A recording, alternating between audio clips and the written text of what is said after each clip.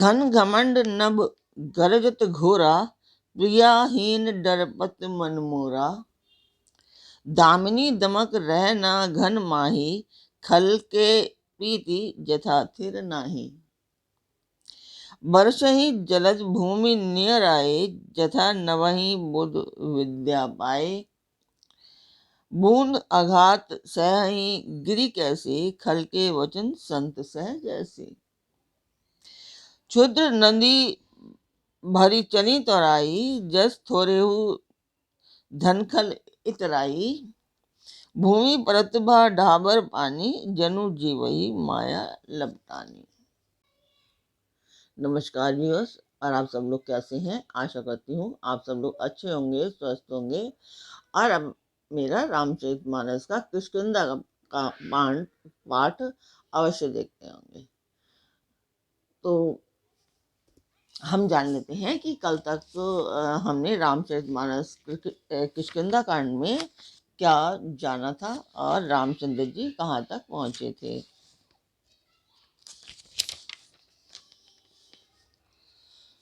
तो उसे प्रभु ने कहा था कि हे वानरपति सुग्रीव, सुनो, मैं 14 वर्ष तक गांव में नहीं जाऊंगा। ग्रीष्म ऋतु बीत कर वर्षा ऋतु आ गई है, अतः मैं यहाँ पास ही पर्वत पर टिक रहूंगा।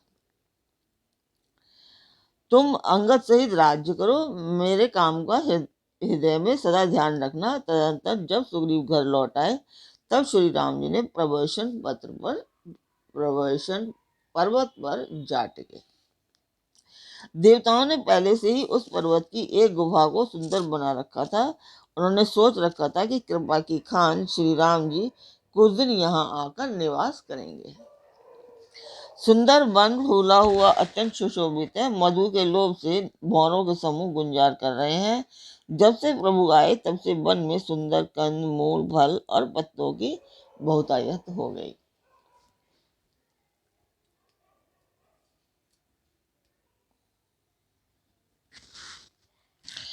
मनोहर और अनुपम पर्वत को देखकर देवताओं के सम्राट श्री राम जी छोटे भाई सहित वहां रह गए। देवता, सिद्ध और मुनि भौरों, पक्षियों और पशुओं के शरीर धारण करके प्रभु की सेवा करने लगे। जब से रमापति श्री राम जी ने वहां निवास किया, तब से वन मंगल स्वरूप हो गया। सुंदर स्फटिक मणि की एक अत्यंत उज्ज्वला शिला है, उसमें दोनों भाई सुखपूर्वक विराजमान हैं। तो कल तक हमने यहाँ तक जाना था कि श्री रामचंद्र जी पर्वत पर रहने लग गए थे और सुखपूर्वक दोनों भाई रह रहे थे। और अभी हम जान लेते हैं कि इस रामचरितमानस का पाठ करने का उद्देश्य। तो एक ये शुभ कार्य है, और शुभ कार्य मतलब मंदिर के लिए है, प्रभु के लिए है। और इस देवी का मंदिर है वो, कुल देवी का, और बहुत 70-80 सालों पुराना मंदिर है। तो उसी के निर्माण के हेतु हम लोग ये प्रयत्न कर रहे हैं। तो यही है हमारा उद्देश्य। और मंदिर की मैं वीडियो जैसे हर वीडियो में डालती हूँ, छोटी सी क्लिप में 5 सेकेंड की, तो वो देखिए और बताइए कमेंट बॉक्स में। कोई भी कमेंट करते नहीं है और सब्सक्राइबर भी नहीं बढ़ रहे हैं, तो आप लोग सब्सक्राइब कीजिए, शेयर भी कीजिए। कुछ लोग देखते हैं, मुझे बहुत अच्छा लगता है जो लोग देख रहे हैं। और आप लोग सभी लोग देखिए और अपने फैमिली एंड फ्रेंड्स को भी शेयर कीजिए ताकि वो लोग भी देखें। तो मैं मंदिर की वीडियो डालती हूँ।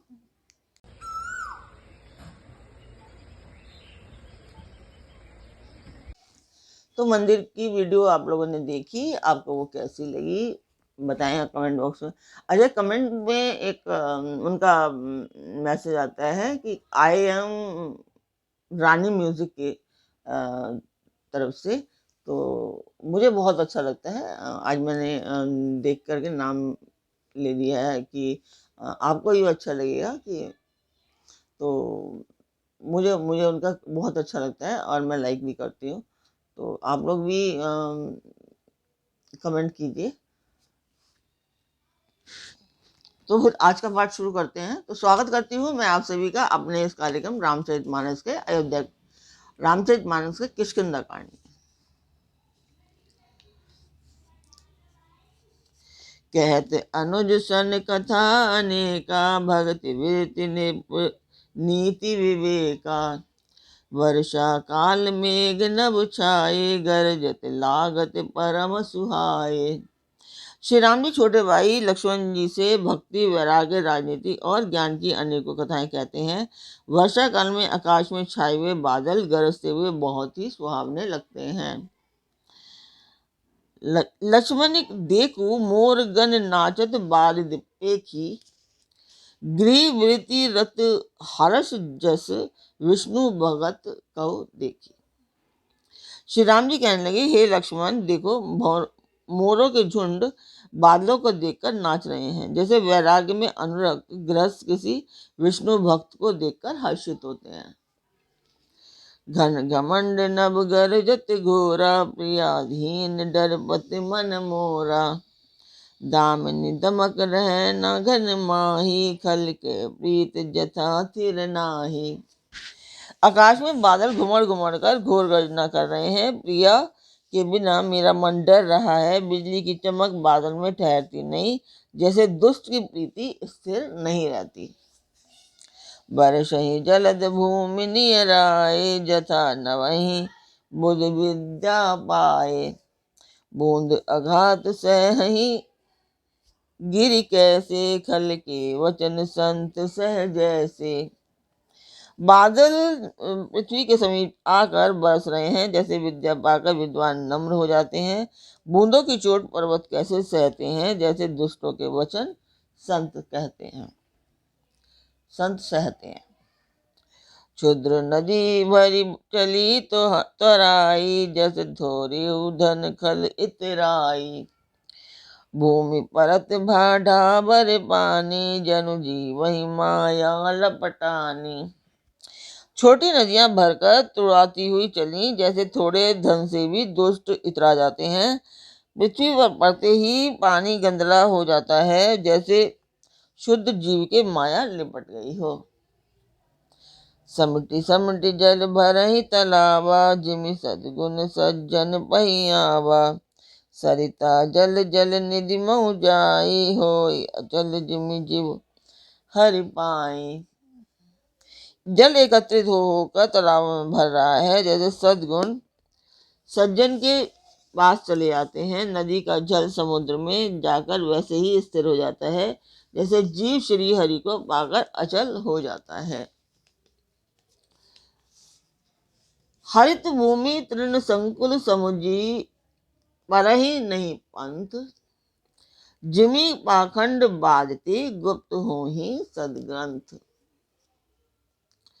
पृथ्वी घास से परिपूर्ण होकर हरी हो गई है, जिसे रात से समझ नहीं पड़ते, जैसे पाखंड मत के प्रचार से सद्गुण गुप्त हो जाते हैं। दादुर धुनि चहु दिशा सुहाई, वेद पटई जनु बटु समझाई।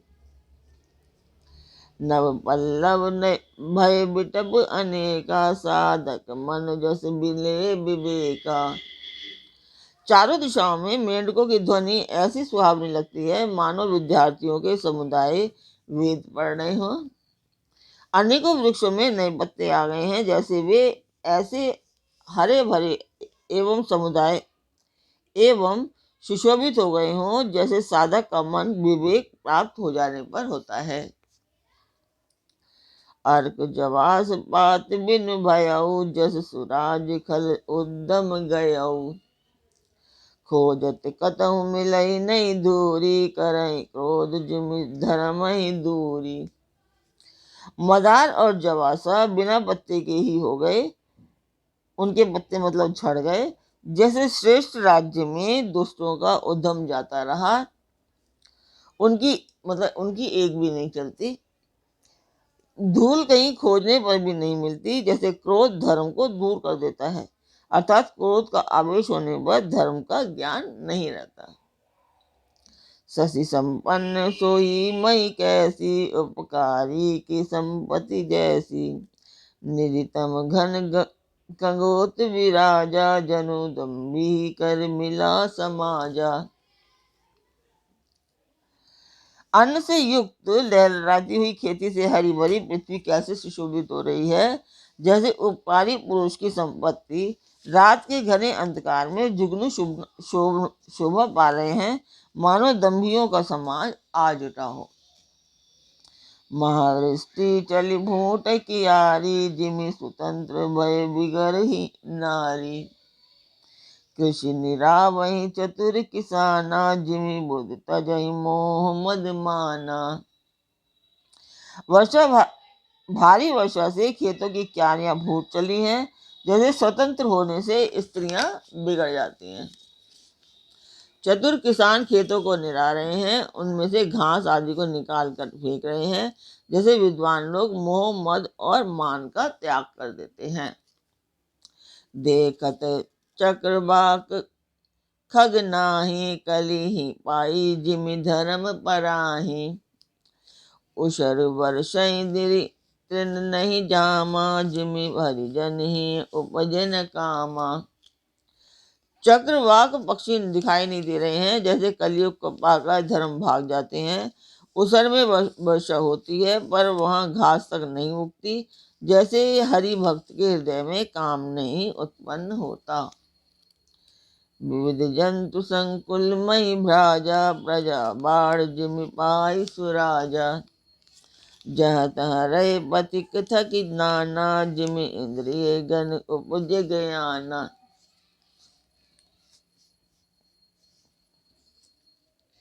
पृथ्वी अनेक तरह के जीवों से भरी हुई उसी तरह शोभायमान है, जैसे स्वराज्य पाकर प्रजा की वृद्धि होती है।